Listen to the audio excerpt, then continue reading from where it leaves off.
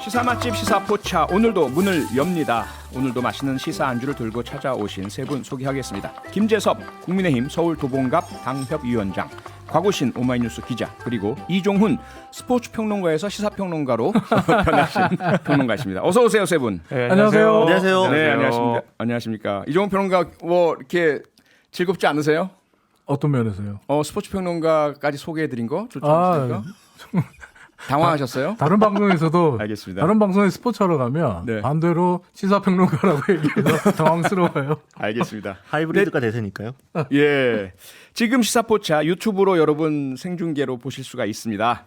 유튜브에서요. 표창원의 뉴스 아이키 검색해서 들어와 주시면 저희 장면 직접 보실 수도 있고 의견과 댓글도 남겨주실 수 있습니다. 많은 참여 부탁드리겠습니다. 자, 이제 세 분께서 준비하신 시사 안주 본격적으로 만나보겠습니다. 첫 번째 안주 김재섭 위원장이 준비하셨는데요. 먼저 준비된 내용부터 들어보겠습니다.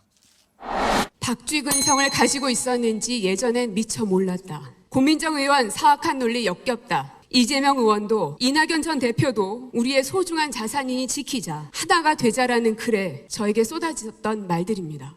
우리는 진심으로 서로를 동지라고 생각하고 계십니까? 네, 전당대회 최고위원 후보로 출마한 고민정 의원의 연설 내용인데요. 조금 의외의 내용입니다. 고민정 의원은 도대체 왜 이러한 말을 했을까 궁금해지기도 하고요. 김재섭 위원장께서 주목하신 부분은 어떤 부분입니까? 이번 전당대회를 통해서 예. 더불어민주당이 더불어 재명당으로 바뀌는 더불어 재명당이 본격화되는 계기가 되는 것 같다는 생각을 고민정 의원의 발언을 통해서 확신하게 됐습니다. 네. 사실은 그 이재명 의원의 사당화 문제가 지금 계속 불거지고 있는 것이 가장 이제 대표적으로는 당원 80조 개정 문제. 누가 봐도 이재명 의원을 위한 원포인트 개헌. 이것을 말도 안 되는 논리와 명분을 가지고 와서 바꾸려고 하거든요. 뭐 야당이니까 바꾸자. 이거 민주당이 야당일 때 만들어진 조항인데도 불구하고요. 그런 것들. 게다가 사실 이런 논쟁들은 이재명 의원이 대통령 후보 시절에 이른바 수박 논쟁으로부터 또 비롯되지 않았습니까? 예. 우리 안에 수박 기득권. 이런 이야기들을 하면서 이재명 의원을 지지하지 않는 사람들을 사실상 적으로 간주하고 이들을 절멸해야 될 존재로서 계속 규정하는 방식으로 이재명 의원이 팬덤을 강화시켰거든요. 네. 이제 이런 것이 이제 전당대회를 통해서 본격화된다고 생각합니다. 고민정 의원 이른바 비명계로서 자신을 정의했고 친문으로서 정의하니까 바로 이렇게 이른바 개딸들의 공격들을 수없이 받고 있는 것이거든요. 예. 결국 이재명 의원이 자초한 일이고 민주당이 그 망가지는 그런 계기가 되면서 동시에 이제 명실공히 더불어 재명당이 되는 그런 것이 아닌가라고 저는 좀 우려가 됩니다. 더불어 재명당으로 가는 과정으로 보인다라는 김재섭 위원장의 평가, 이종훈 평론가 동의하십니까? 저는 그 어떤 정당의 전당대회에서 볼 수 있는 흔히 볼 수 있는 풍경, 흔히 볼 수 있는 풍경. 무슨 말이냐면 예.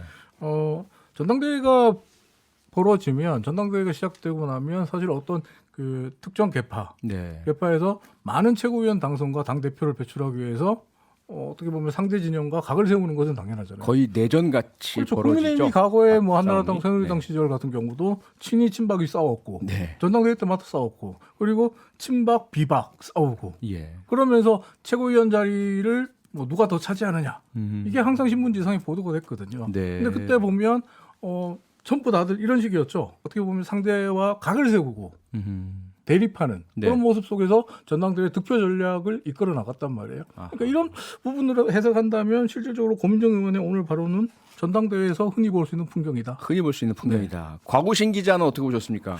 그러니까 이제 그 말씀하신 대로 선거 때마다 특히 이제 당내에서 전당대회 같은 큰 선거가 있게 되면은 자연스럽게 이제 인물별로 계파별로 지지자들이 뭉치고 하기 때문에 이제 그 사이에서의 갈등이 있는 것 자체는 너무 당연한 수준이라고 생각을 하고요. 근데 네. 다만 무엇 때문에 갈등하는 그 갈등의 전선이 좀 중요한데 예를 들면은 뭐 예전에 이제 자유한국당 시절 같은 경우에는 태극기 세력과 어떻게 관계를 유지할 것인가, 거리를 좀 둘 것인지 안고 갈 것인지 이런 것들이 논쟁의 중요한 포인트였단 말이죠. 그게 이제 그랬죠. 당의 진로와 관계된 부분이니까요. 이런 것들로 이제 싸우는 것과 별개로 단순히 이제 이재명 의원에게 조금 불리할 수 있는 발언을 했다. 그런 거 가지고 지지자들이 이렇게 마타도어식으로 린치를 가하는 이거는 좋은 현상은 아니죠 절대로. 네. 네. 그러니까 이런 갈등이 있을 때 그걸 어떻게 소화하고 당이 이 갈등을 진화할 것인지까지 나와야 되는데 네. 단순히 그냥 마치 예전에 이제 그 문재인 전 대통령께서 이제 양념 발언을 했던 거가 사실은 그때는 몰랐지만 나중엔 상당히 큰 리스크로 부메랑으로 돌아올 수밖에 없었거든요. 단순히 네. 그냥 지지자들이 이렇게 과열되니까 그럴 수도 있지라고 넘어가고 리스크 관리를 하지 않게 되면 네. 이건 민주당이 더 큰 독으로 분명히 돌아올 수 있다 이렇게 생각을 합니다. 근데 네. 저도 이종훈 평론가님 말씀하신 내용이 사실 뭐 어느 전당대회나 공이 있었던 일인 건 맞습니다만은 이번 전당대회가 특히 이상한 것 그리고 명실공히 사당화 내지는 더불어 제명당의 본격화라고 제가 정의한 이유는 뭐냐면 네. 단순한 계파 갈등을 넘어서 이것을 자꾸 제도화시키려고 하라는 것 때문에 그래요. 그 당원을 개정하는 문제는 그러니까 한 사람을 위해서 한 계파를 위해서 당원을 바꾼 적은 없거든요. 계파 싸움이 아무리 극심하더라도. 근데 이건 누가 봐도 이재명 의원을 위한 당원 개정이고요. 네. 게다가 욕설 플랫폼이라고 계속 우리가 논란이 됐었던 예. 이거 사실상 이재명 의원을 지지하지 않는 사람들의 입을 막겠다라는 거거든요. 그러니까 이런 식으로 계파 싸움을 넘어선 제도화까지도 된 적은 제 기억에는 없습니다. 제가 아는 사례는 없고 네. 그런 면에서 저는 이걸 굉장히 심각하게 바라보고 있는 것입니다. 네. 예. 과연 그 세 분이 보시는 서로 다른 시각들 우리 청취자 여러분께서는 어떻게 보실지 궁금한데요. 저희들 광고 듣고 돌아와서 좀 더 심층적으로 들어가 보도록 하겠습니다. 네, 시사 맛집 시사포차 계속 이어가겠습니다. 우선 민주당 전당대회 이야기 조금 더 짚어보고 다음 이슈로 넘어가 보도록 하죠. 김재섭 위원장님, 네. 어떻게 보세요? 물론 이제 그러한 그 더불어 제명당으로 간다라는 비판적 시선을 주셨는데 현재 전당대회 민주당 전당대회 당원들 투표율이 낮고 외부에서의 관심도가 좀 떨어지는데 내부에서는 상당히 과열돼서 고성도 나오고 이렇다는 것들 이 스케치 좀 해보셨어요? 그러니까 지금 이 추세들을 보게 되면 항상 이 정당이라고 하면 세대 교체도 일어나게 되고 세력 교체도 일어나게 되고 예. 시간의 흐름에 따라서 늘 그런 일들이 있었고 네. 당연히 민주당도 과거에 DJ 호남 정당에서 그 노무현 대통령으로 말하자면 대통령이 바뀌면서 네. 사실상 이제 운동권 정당으로 많이 바뀌었다라는 평가들을 받게 되고 이 운동권의 시효가 거의 끝났다라는 비판적인 목소리들이 나오다 보니까 이제는 말하자면 이재명 의원을 주축으로 한 새로운 세력들이 이 힘을 규합하고 있는 과정이라고 생각하거든요. 네. 근데 커다란 이제 정치 교체가 일어나고 있는 상황이라고 정치 봅니다. 세력이 저는. 교체. 근데 과거랑 좀 달랐던 것이 예. 예를 들면 호남 정당에서 운동권 정당으로 이게 그 변모를 할 때는 수도권 정당으로 또 변모를 할 때는 당시에 노사모라고 하는 굉장히 그 어떤 국민들 중심으로 한 굉장히 건전한 방식으로 그렇죠. 시민을 중심으로 한 같았- 건전한 같았죠. 방식으로 예. 상향식으로 이게 정당이 바뀌었거든요. 네. 근데 이번에 586 정당에서 더불어 제명당으로 바뀌는 과정은 굉장히 폭력적이고 굉장히 거칠고 그리고 어떤 특정 세력이 아니라 이재명 의원 하나만을 향하고 있거든요. 아하. 이재명 의원이 표방하고자 하는 무언가가 지금 사실 없는 상황에서 네. 이재명이라는 개인의 상징성만 가지고 나름의 계파들이 형성되고 있는 상황이기 때문에 과거의 민주당이 뭔가 건전한 세력 교체가 이루어졌던 때랑은 많이 양상이 다르다고 생각합니다. 아까 말씀드린 제도화를 시켜버리는 문제까지도 아하. 합쳐지면 이재명 의원의 당대표는 민주당이 앞으로도 상당 부분 그 악영향으로 미칠 거라는 게 제 전망입니다. 네. 이종훈 평론가. 그러니까 제도화라고 하는 게 지금 당원 80조 네. 부정부패 연루자들에 대한 처벌에 관련된 조항을 가지고 이야기를 하시는 건데 기소되면 모든 권한 정지. 기소와 동시에 예. 직무의 모든 직무가 정지된다라고 예. 하는 건데 사실 그 사망을 보면 그 밑에 이제 또 사망을 보면 정치 탄압이라고 뭐 판단될 시에는 네. 구제할 수 있는 방법이 또 있어요. 예, 예. 그러니까 이제 어떻게 보면 처음에 얘기하는 기소와 동시에 모든 직무가 정지된다는 성립이 안 될 수도 있는 거죠. 아하. 정치 탄압이라는 것을 증명할 수 있다면 네. 실질적으로 예. 이 문제는 해결이 되는데 그런 측면에서 보면 당원 80조를 저는 이제 뭐 최재성 전 청와대 정부수석도 그런 얘기를 했던데 네. 약간 그 몇 자구만 좀 고치면 좋겠어요. 그러니까 고친다면 내분이나 정치자금 등 뭐 이렇게 들어가 있는데 등이 들어가면 사실은 너무 많은 게 포함되거든요. 이번에 그 검찰의 수사 관련해서 그렇죠. 등 가지고 난리가 났죠. 등자가 이게 예. 참 마법의 단어이기 때문에 네. 이런 거 좀 빼고 좀 구체적으로 좀 적시하고 이런 네. 방향으로 좀 가면 어떨까 하는 생각이고 실제로 부정부패에 연루된 그 정치인에 대해서 관용을 베풀 수 있는 그 국민들은 없다고 봅니다. 없죠. 그리고 또 없죠. 반대로 억울하게 정치 탄압으로 인해서 기소가 네. 당한 국회의원들을 응원하지 않을 또 국민도 없다고 생각을 합니다. 그렇죠. 그렇게 본다면 사실 몇몇의 자구만 바꾸면 되는 문제고 네. 이걸 너무 전선을 확대해 가지고 아하. 논란화시키는 건 저는 뭐 옳지 않다라는 예. 생각을 합니다. 곽우신 기자가 네. 보시는 이런 현재 시점의 전당대회도 그렇지만 지금 김재섭 위원장이 짚어주신 민주정당 네. 혹은 진보당의 흐름, 세력 교체 상황들은 어떻게 보세요? 그러니까 이게 사실 그 뭔가 그런 이름을 붙이기도 조금 애매해진 게 예. 지금 민주당 안에서 벌어지고 있는 소위 이제 당권을 두고 당연히 지금 전당대회니까 권력 다툼이 있는 거죠. 네. 다툼 자체는 정당 내에서 당연한 거고 자연스러운 건데 그 그렇죠. 다툼의 아까 말씀드린 목적이 뭐냐 이게 뭔가 가치를 가지고 싸워야 되는데 그렇죠. 굉장히 그냥 몇 가지 자구들이 아까 말씀하신 것처럼 되게 지역적인 부분만 가지고 싸우고 있는 거예요. 그러니까 더더욱 지금 민주당 전당대회 사실 관심이 별로 없는 건데 아하. 그러니까 하다못해 지금 그러니까 예를 들면은 이전에 그 이제 문재인, 안희정, 이재명 세 후보가 경쟁을 했던 그때 이제 대선 경선을 떠올려 보게 되면은 네. 그때 이재명 후보는 세 후보 중에 가장 왼쪽에 있던 후보였어요. 예. 근데 과연 그 이재명이 지금의 이재명과 같은 사람일까라는 의구심이 들 정도로 이재명 후보는 개혁성과 진보성을 상당히 상실했습니다. 네. 그러니까 지금 예를 들면 뭐 당내에서 나오고 있는 건 뭐 재벌 개혁을 뭐 빼니 마니 뭐 소주성의 이름을 바꾸니 1주택 원칙을 없애니 이런 것들 사실은 그러니까 지금 이재명 의원과 후보가 나오는 게 무슨 뭐 보수 언론이 되게 강성 민주당이 역대급으로 탄생할 것이다라고 하는데 강성이 아니에요. 이미 이재명 의원은 이제 민주당 내 주류고 기득권화가 됐고 네. 그가 내세우는 어떠한 새로운 뭐 아이디어도 뭐 더 이상 진보적이거나 개혁적이지 않아요. 지금 민주당 의원들 후보들이 말하는 것도 비슷하고요. 사실은 민주당이 싸우고 있는 그러니까 원래 민주당은 태생은 보수 정당에 좀 더 가깝지만 세계사적으로 보았을 때 네. 그래도 조금 스펙트럼이 넓기 때문에 일부 진보적인 의제도 좀 소화를 하고 개혁성도 띠는 정당이었단 말이죠. 근데 지금 야당이 됐음에도 불구하고 여전히 그런 개혁성 지금 아니 하다못해 이전에는 권력을 잃었을 때는 진보 코스프레라도 했는데 지금은 코스프레할 생각조차 못하고 아예 그냥 우리는 조금 더 우양우로 가야 돼 이거에 마치 쏠려가지고 이야기를 하는 게 저는 상당히 좀 의아합니다. 그리고 의아하다.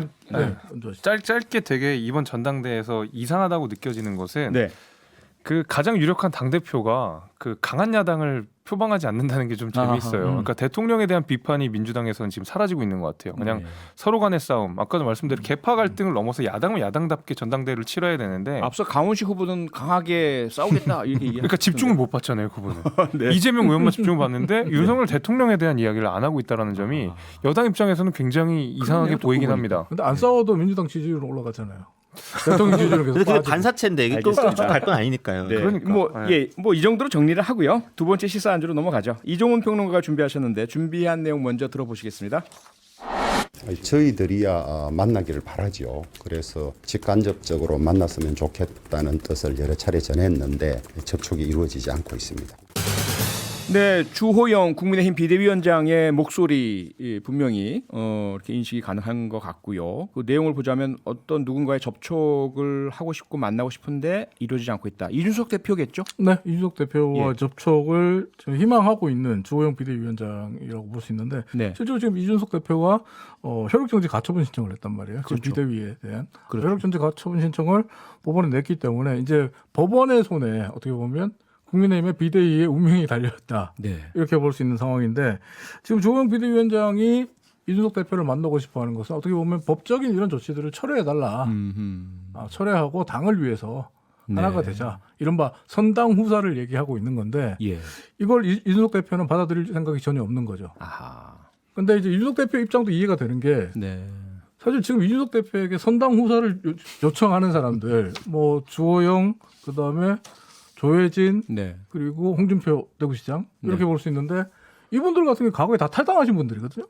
오세훈 서울시장도 네, 그렇잖아요. 마찬가지죠. 예. 근데 이제 탈당하고 본인들은 어떻게 보면 예전에 이제 주호영 의원이나 주호영 비대위원장이나 조혜진 의원 같은 경우는 공천에서 탈락했다고 해서 탈당하고 이런 분들이 이제 이준석 대표에게는 선당후사라고 얘기하거든요. 아하. 그러니까 이준석 대표 입장에서는 이걸 참 받아들이기가 난감하죠. 아하. 왜 본인에게만 젊은 네. 정치인에게만 선당후사를 그럼 본인들이 그때 했던 행동들은 선당후사에 맞는 행동인가 네. 이런 얘기를 할 수밖에 없어서 실제로 지금 주호영 비대위원장은 이준석 대표를 만나서 법적 소송을 철회해달라고 요청하고 싶겠지만 예. 이준석 대표는 그럴 생각이 없기 때문에 아마 내일 기자회견이 지금 예정돼 있는데 그렇죠. 내일 기자회견에서 지금 여러 가지 또 설왕설래 말이 많습니다. 폭탄 발언이 나올 것이다. 아. 아니다. 이런 얘기가 나오는데 이 부분에 대해서 김재섭 위원장에게 묻는 게 맞겠죠. 내일 어떤 말 할까요? 김재수 위원장이 혹시 최근에 이준석 대표하고 소통하셨나요? 아니 소통은 안 했는데 네. 그냥 뭐 제가 지켜본 바로는 내일 아마 뭐 사자우를 토해내겠죠. 근데 저는 뭐 그럴 거라고 보는데 네.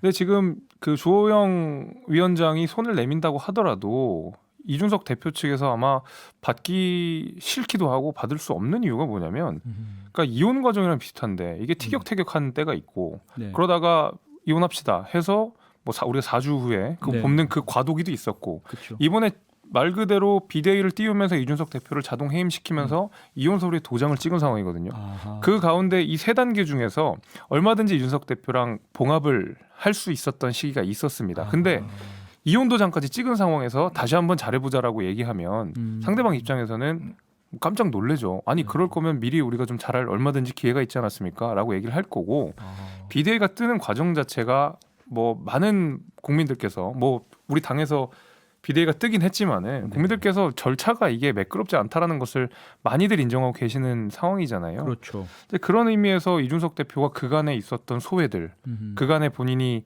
최대한 아꼈던 말들을 네. 아마 내일 다 쏟아내지 않을까? 근데 지금 김재섭 위원장 말 중에 굉장히 중요한 단어가 하나 있었어요. 네. 절차가 매끄럽지 않았다. 네. 이게 무슨 말이냐면 그 법원에서 지금 이번 비대위에 대해서 판단을 하려면 실질적으로 예. 법원은 웬만하면 그 정당에 특히 여당 같은 경우에 정당의 이 뭐 의사결정 구조와 논의를 거쳐서 이루어진 판단에 대해서 행위에 대해서 네. 웬만하면 이제 정당 손을 들어줍니다. 하지만 지금 김재섭 위원장 말처럼 절차가 매끄럽지 않고 절차에 문제가 있다면 법원으로서 이거 딴지 걸 수밖에 없거든요.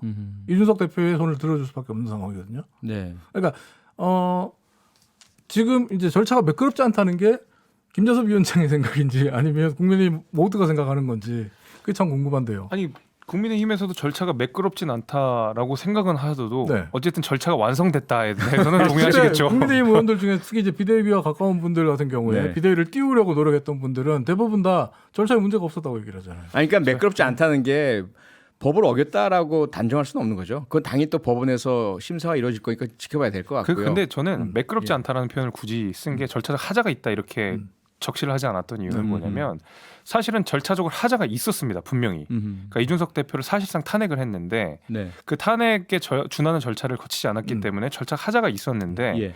제가 매끈하지 않았다고 표현한 이유는 전국위를 열어가지고 사실상 당원들의 동의를 얻었기 때문에 네. 사후적으로 절차적 하자가 치유됐다고 볼 여지가 있어요. 그런 의미에서 저는 매끈하지 않았다라고 이야기를 하는 거고 네. 오히려 법원이 가처분 신청을 인용하게 될 가능성은 바로 제가 실질적인 내용 이준석 대표를 탄핵했음에도 불구하고 탄핵을 거치지 않은 상황에서 실질적으로 탄핵을 했다라는 부분에 저는 초점을 맞추고 있습니다. 인용될 가능성에 대해서는. 네네. 놀랍게도 아직 전 대표가 아니죠. 그러니까 그러니까 자동이인데 전 대표라고 해야 돼요. 그러니까 지금 이게 그날 그 이 비대위원장 임명안이 가결된 날 모든 기자들의 궁금증, 자 이제부터 그럼 이준석 전 대표라고 쓰면 되는 겁니까? 아니면 이준석 현 대표라고 쓰는 겁니다라고 했을 때 예. 여기 막 당에서 막 발언이 왔다 갔다 했어요. 그래서 결국 정리된 게 뭐였냐면은 비대위원장은 임명을 했는데 비대위원 인선이 아직 안 됐으니 아직 비대위는 출범을 한 게 아니고 비대위가 출범을 해야 자동으로 최고위 해산이고 해임을 하는 거기 때문에 네. 아직까지 어쨌든 현 대표다. 아. 그러니까 이게 되게 이게 엉망진창인 거죠, 그냥 절차 자체가 그러네요. 그냥. 네. 그러네요. 저 예전에 다른 근데- 방송에서 실수했잖아요. 여기서도 실수했었어요. 이준석 전 대표라고. 아 근데 만약에 자동으로 힘됐으니까 전 대표라고 막 부르는 게 맞다고 생각했어요. 근데 지금 곽우신 기자님께서 예. 제가 이제 그 몰랐던 것을 이제 짚어줘서 제가 생각이 난 건데 네. 현 대표와 전 대표는 굉장히 큰 차이가 있어요. 그렇죠. 가처분 신청 인용에서. 네, 왜냐하면 그 비대위원이 임명되는 때가 이준석 대표의 해임 시기라고 정의를 하게 되면 이준석 대표의 가처분 신청은 기각이 아니라 각하될 사안이거든요. 네, 그렇죠. 왜냐하면 성립이 될 수 없죠. 침해된 권리가 없기 네, 때문에 네. 가처분 자체가 애초에 기각 판단할 것도 없이 그냥 각하시켜 버리면 돼요. 왜냐하면 침해된 이익이 없기 때문에 저는 그래서 만약에 뉘앙스가 비대위원장이 임명되는 순간 이준석 대표가 해임이 아니라 비대위원이 임명되는 순간 해임이라고 말이 바뀐 거라 그러면 그런 것도 아마 고려를 한 발언이 아닐까라고 제가 네, 그냥 그러니까 서병수 넌지시 정국위 의장이 이제 네. 기자들한테 이렇게 설명을 했고 뭐 기조국의 해석을 거쳤다고 하는데 저는 예. 그런 해석들이 나온 것도 그런 부분 법률적인 그럴 수도 것들까지 있겠네요. 워낙 율사분들이 많으니까 그런 부분을 고려하고 해놓은 해석이 아닌가. 예. 그래서 저는 그런데 아직까지 기자 이준석 쪽에서 대표가 법원에 가처분 신청을 냈을 당시에는 이미 주호영 비대위원장, 그다음에 그 이전에 서병수 중앙상임위원장이 해임된 것을 본다라는 선언을 하지 않았습니까? 그러니까요. 그런데 선언적인 법원에 신청을 의미이지 냈잖아요. 실제로 당에서는 국민의힘 당에서는 전 대표라고 부르지 말고 현 대표라고 불러라고 했거든요. 그럼 이제 이준석 대표의 간처분 신청은 무용한 것이 될 텐데 이번 가처분만 무용이 되죠. 이제 그러면 이제 굉장히 이상해지는 다음에 거거든요. 비대위원이 다 진짜. 완성되고 나서 다시 또 그러면 가처분 신청을 해야 그렇게 됩니다. 되면 이준석 대표의 입지는 곤란할 수밖에 없는 게 이렇게 되는 거죠. 주호영 대표가 이준석 대표에게 손을 내밀었는데 이준석 대표는 받지 않았다. 예. 두 번째, 이준석 대표의 가처분 신청은 각하되었다. 이렇게 되면 이준석 대표의 입지가 좁아지게 되는 겁니다. 여론상으로는. 이준석 대표를 몰아내려고 하는 쪽에서 꼼수에 그럼 이건 부리고 있는 건가요? 정치적인 계산이 깔려 있을 수 있다는 판단이 그러니까 이제 되네요. 그럴 수도 사실은 있겠네요, 그러면. 내일 그 이준석 대표의 기자회견이 예고가 되어 있고 네. 주호영 비대위원장이 임명되고 나서 첫 일성으로 얘기를 했던 거가 이준석 대표하고 만나고 싶다, 접촉하겠다라는 거였기 때문에 네. 요 며칠 사이에 뭔가 접촉이 있지 않을까, 딜이 있지 않을까라는 예측들도 있었어요, 사실은. 그랬죠. 근데 이제 그러니까 만약 그러면은 우리가 상상해 볼 수 있는 카드가 뭐가 있을까 맞춰를 보게 되면은 이런 게 있을 수 있죠. 어쨌든 주호영 위원장은 전당대회를 좀 천천히 가자라는 주의고 소위 윤핵관이라는 분들 전당대회를 빨리 가져가고 싶어 한단 말이죠. 그렇죠. 근데 만약에 주호영 위원장, 이준석 대표에게 이준석 대표가 출마할 수 있도록 내년 1월 8일 이후에 전당대회를 할 테니 법적 대응만은 요거는 좀 너무 과한 것 같다. 너 대신 재출마를 해가지고 명예회복할 수 있는 길을 열어주겠다. 이런 식으로 딜이 열릴 수도 있지 않을까라는 게 있었던 거예요. 한 발씩 물러나는 윤핵관들도 당연히 1월 8일 이전에 전당대회를 치르고 싶어 할 테니까요. 근데 어쨌든 현재까지는 지방에 가 계시고 윤석 대표는 아니 문제는 주호영 비대위원장이 실제로 그런 권한이 있느냐, 또 그런 실질적인 힘이 것도 있느냐. 뭐 해석이 다를 수 있으니까. 그러니까 이준석 대표가 여기가 믿을 수 지금- 있느냐의 문제가 있죠. 제대로 인선이 될 수 있느냐도 문제잖아요. 아니, 그러니까 이게 한번 16일을 목표로 하고 있다고 하지만 네. 지금 뭐 자, 그 당 부분이에요. 안팎에 들리는 예, 들리는 이야기 좀 알려주세요. 들리는 지금 이야기 어떤 후보들은 누구로 들어보면 떠오르고 있으며. 예. 뭐 그런 제안 받은 적이 없다는 의원들도 상당히 많고 아하. 그다음에 그런 얘기를 얼핏 듣긴 했는데 나는 뭐 별 관심 없다. 다들 기피하는 분위기네요, 비대위원. 아니, 지금 비대위에 대해서 지금 얘기하셨지만 예. 무슨 힘이 있다고 여기에 들어가고 싶어. 위원장도 힘이 없는데. 게다가 지금 비대위가 사실 어제 이제 수해복구위원장에서 김성원 의원이 했던 발언 때문에 비대위 위상도 또 무너졌거든요. 네. 이 비대위에 누가 몸담고 싶겠어요. 사실 또 김성원 의원이 사실은 비대위가 되면 굉장히 유력한 비대위원으로 포함될 분이었거든요. 왜냐하면 원내수석부 그랬다면서요? 대표 출신이고 원내대표 주호영 원내대표 할 때 같이 맞췄으니까. 근데 이제 이렇게 해서 날아갔죠. 네. 그러면 지금 뭐 어쨌든 초재선 그룹들 중에서 이렇게 좀 안배를 해가지고 해야 되는데, 그러니까 지금 하마평에 올라가시는 많은 분들이 있잖아요. 여러 언론에서 다 이분들께 전화를 하면 이분들이 하나같이 하시는 말씀이 잘 모르겠다. 진이 난 연락 받은 적 없다. 그리고 나는 못한다. 아이고. 이- 제가 볼 이거거든요. 때는 지금 16일에 비대위 띄우려면 네. 지금 당권을 노리는 주자들 있잖아요. 예. 그 주자들의 측근들에서 한 명씩 차출해야 돼요. 그 외에는 방법이 없어요. 보내달라 한 명씩. 아니, 그러니까 알겠습니다. 혁신형 비대위인데 혁신의 대상이 명확하지 않기 본인들이지. 때문에 들어가기도 어렵게 되는 거예요. 네. 아니 민주당이나 국민의힘이나 참 여러 가지 국민들께 좀 골치 아픈 문제만 안겨드리고 있네요. 정리가 좀 잘 되기 바라고요. 이번에는 세 번째 시사 한 주 만나보겠습니다. 곽우신 기자가 가져온 내용 먼저 들어보시겠습니다. 죄송합니다. 정말 죄송합니다. 저 자신이 너무나 부끄럽고 참담한 심정입니다. 다시 한번 무릎 꿇고 사죄드립니다. 네, 국민의힘 김성원 의원 조금 전에 말씀하셨고 계속해서 언급되고 있는 뉴스메이커인데요. 김성원 의원의 목소리였습니다. 발언 파장 커진 지 하루 만에 사과를 했죠. 네, 그러니까 어제 두 차례에 걸쳐서 사과의 뜻을 밝혔고요. 예. 오늘 이제 긴급하게 국회 소통관으로 와서 기자회견을 자청하고 사과를 했습니다. 네. 그러면서 본인이 가지고 있는 것 중에 유일하게 내려놓을 수 있는 예결위 간사직을 내려놓겠다라고 하면서 이제 간사직에서도 내려왔고요. 네. 또 오늘 아침에 이제 주호영 비대위원장도 어제까지는 물론 이제 뭐 엄중 경고했다곤 하지만 기본적으로 김성원 의원이 장난기가 좀 많다 평소에도 늘 그리고 내가 엄중 경고했다 언론이 좀 큰 줄기를 봐달라 이제 이런 톤이었는데 오늘은 윤리 절차를 밟지 않을 수 없을 것 같다 좀 참담하다 이런 조금 톤이 더 올라갔죠 조금 그래서 네. 어쨌든 주호영 비대위원장은 비대위를 띄우기도 전부터 큰 난관에 봉착을 해가지고 빨리 정리를 하고 가야 되는데 네. 과연 이 정도에서 마무리가 될 수 있을지는 잘 모르겠습니다. 네, 그래서 갖고 왔습니다.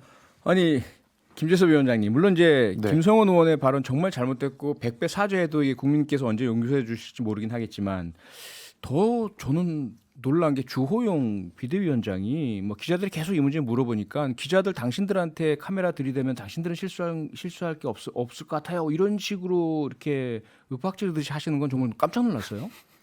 그건 제가 수습이 안 됩니다. 네, 그거는 제가 어떻게 뭐 변명할 여지가 없는 내용이고요. 예. 그냥 명백하게 잘못한 내용에 대해서 어설프게 수습을 하느라고 그렇게 된 것 같아요. 그거는 네. 그냥 100번 사죄하고 네. 잘못했습니다. 그리고 앞으로 더 진정성을 보여드리는 방법밖에 없을 것 같고. 그러니까요. 그러니까 어제 그거잖아요. 어제 참 취지도 좋고 좋았어요. 그러니까 네. 조영 그 비대위원장이 초반에 웃지 마라, 사진 찍지 마라, 그러니까요. 네. 농담하지 마라, 엄중 경고를 했는데도 불구하고 뭐 누구는 나와서 파한대소를 하고 있고 누구는 뭐 그렇게 해서 실언을 하고 있고 그거 왜 했냐 이거죠. 그러면 예. 왜 뭐 그럴 거면 애초에 뭐 이럴 거면 비 한 번 오면 좋겠다고 뭐 그렇게 얘기를 했는데 네. 그럴 거면 아예 안 했으면 더 좋았을 것 같아요. 오히려 더 차라리 그냥 일선에서 지금 저 같은 당협위원장들 당직자들 중에서 그냥 묵묵히 자기 지역에서 일하시는 분들 진짜 많거든요. 수해복구 맞아요. 위해서 뭐 당연히 민주당도 마찬가지고요. 근데 이런 분들 다 그냥 정치인들 욕먹이는 거고 그냥 국민들 상처 주는 거고 이거는 뭐 수습이 안 되는 내용이죠. 잘못한 저는- 내용입니다. 저는 김재섭 위원장 다시 봤던 게 김재섭 위원장이 수해 처음에 비가 많이 왔을 때 네. 지역구에서 진짜 힘 쓰더라고요. 음. 정말 힘을 쓰면서 뭐 정말 복구하는데 노력을 하는 네. 그런 모습 사진으로 이렇게 확인을 했었는데 이 모습 보면서 국민의힘의 젊은 청년 정치인들은 좀 예. 다르구나 하는 생각을 했었는데 네. 김성원 국민의힘 의원 그리고 어제 이제 수해 복구 현장에 나타난 정말 배지들의 모습을 보면서 똑같구나 달라진 게 없구나 네. 하는 생각을 좀 하게 됐고 그리고 아까 이제 주호영 비대위원장의 비대위원장. 발언도 얘기하셨지만 지금 뭐 사실 오늘까지도 보면 지금 친국민의힘 쪽에 서 있는 그 방송 패널들이나 이런 네. 분들 같은 경우에 김성원 의원이 가벼운 농담으로 했다. 참담한 결과를 낳았지만 가벼운 농담을 하려고 했던 것이 이런 참담한 결과가 됐다 그러는데 오늘까지요? 비대위원장은 장난 아하. 그리고 가벼운 농담 이런 얘기를 하면 지금 이 말에 분노하고 있는 국민들을 무시하는 겁니까? 수습이 되려다가 다시 불씨가 살아나 버리죠. 그렇게 네. 되면. 국민들은 분노하고 있는데 그러면 이 말대로 하면 장난도 이해 못하고 농담도 이해 못하는 국민들 되는 거예요? 예, 곽우신 기자. 네.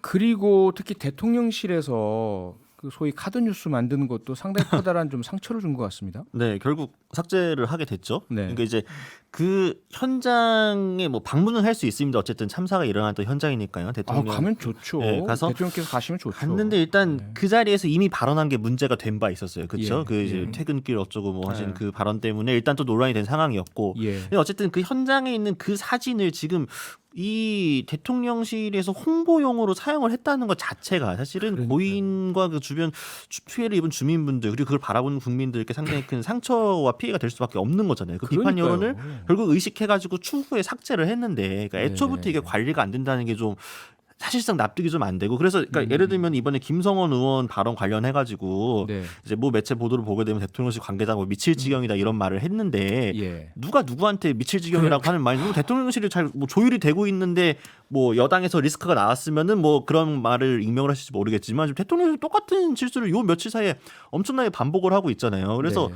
사실은 그러니까 저희 그 매주 새로운 악재들이 계속 터지고 있는데 여권에 하나가 지나가기가 무섭게 지금 새로운 악재들이 계속 사실 폭우가 와서 비 피해가 난 게 너무 끔찍하고 안타까운 사고지만 네. 어쨌든 이 사고 현장을 정부가 그래도 우리가 비록 지지하지 않는 정당의 정부라고 하더라도 이런 건 제대로 대처를 해주겠지 하는 국민들의 일말의 기대마저도 지금 아하. 그러니까 밟아버리는 거를 여권이 네. 물화일체가 돼서 새 주체들이 모두 나서가지고 지금 정부 대통령실 여당이 다 이렇게 국민들에게 동시에 실망을 줄 수 있는 지금 것입니다. 대통령실과 여당이 하는 걸 보면 악재는 더 큰 악재로 덮겠다는 자세인 것 같아요. 아이고. 그러니까 어떤 악재가 터지면 그에 대한 논평을 하거나 그에 대한 말을 하면서 악재를 더 키워버려요. 더 큰 문제가 생기고. 대통령이 사과했다라는 게 사과한 게 아니라고 생각한다. 했다 또 바꾸고 또 논란이 되게 그렇죠. 만들고. 네.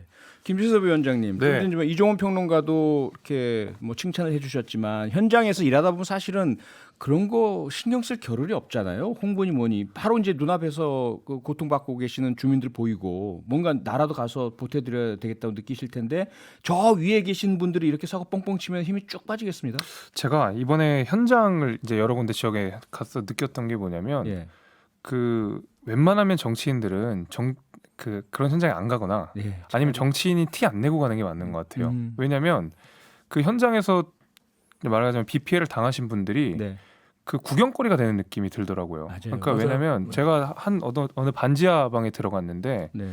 그 굉장히 작은 방이었는데 네 가족이 살고 계시더라고요. 그 물이 넘쳐가지고 그 높은 화장실 위에서 이렇게 망연자세로 앉아 있는 거 보는데 예. 공무원들이 이렇게 와가지고 뭐 이게 어떻고 저게 어떻고 펌프가 어떻게 설명을 하는데 제가 일단 나가시라 그랬어요. 왜냐하면 가족들 입장에서는 처참한 상황에서 예. 정치인들이 현장 답사한다고 그렇게 와가지고 무슨 구경거리 보듯이 보는 거가 굉장히 마음이 좋지가 않더라고요. 그래서 그렇죠.